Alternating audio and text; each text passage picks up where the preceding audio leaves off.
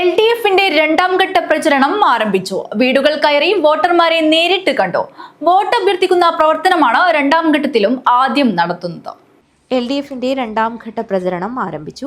10 വർഷത്തെ വികസന നേട്ടങ്ങൾ മുൻനിർത്തിയുള്ള പ്രചരണമാണ് നടത്തുന്നത്. വീടുകൾ കയറി വോട്ടർമാരെ നേരിൽ കണ്ട് വോട്ട് അഭ്യർത്ഥിക്കുന്ന പ്രവർത്തനമാണ് രണ്ടാം ഘട്ടത്തിലും ആദ്യം നടത്തുന്നത്.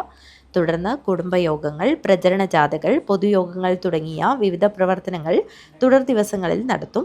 7ാം വാർഡിൽ നിന്നും മത്സരിക്കുന്ന VV രമേശിന്റെ നേതൃത്വത്തിലാണ് പ്രചരണ പ്രവർത്തനങ്ങൾ നടത്തുന്നത്.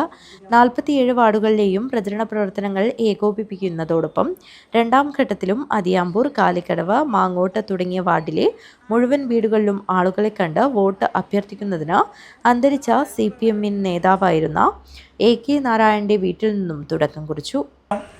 ഞാൻ നിങ്ങളുടെ VV രമേശൻ കാഞ്ഞങ്ങാട് നഗരസഭയിൽ വീണ്ടും ജനവിധി തേടുകയാണ്. ജില്ലയിലെ ഉത്തര മലബാറിലെ തൊഴിലാളി വർഗ പ്രസ്ഥാനം, കമ്മ്യൂണിസ്റ്റ് പ്രസ്ഥാനം ഇന്ന് കാണുന്ന വളർച്ചയിലേക്ക് എത്തുന്നതിൽ മുഖ്യ പങ്ക് വഹിച്ച ധീരനായ വിപ്ലവകാരി സഖാവ് AKയുടെ വീട്ടിൽ നിന്നാണ് രണ്ടാം ഘട്ട പര്യടനം ആരംഭിക്കുന്നത്. അതിയാമ്പൂർ, ചരിത്രമുറങ്ങുന്ന അതിയാമ്പൂരാണ്. വൻ ഭൂരിപക്ഷത്തോടുകൂടി അതിയാമ്പൂർ കാഞ്ഞങ്ങാട് നഗരസഭയിലേക്ക് എന്നെ തിരഞ്ഞെടുക്കും എന്ന കാര്യത്തിൽ ഒരു തർക്കവുമില്ല. അതിയാമ്പൂർ മാത്രമല്ല, കാഞ്ഞങ്ങാടിൻ്റെ 47 വാർഡിലും ഇടതുപക്ഷ ജനാധിപത്യ മുന്നണി സ്ഥാനാർത്ഥികൾ വമ്പിച്ച ഭൂരിപക്ഷത്തോടുകൂടി ഇക്കുറിയും ഒരു തുടർ ഭരണത്തിന് കാഞ്ഞങ്ങാട് ഒരുങ്ങുകയാണ്. തുടർന്ന് മറ്റു വീടുകളിലെ മുതിർന്നവരെയും യുവാക്കളെയും കുട്ടികളെയും കണ്ട് സംസാരിച്ചു.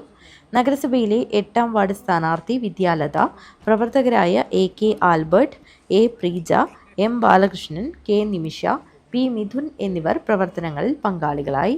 News bureau, Kanhangad.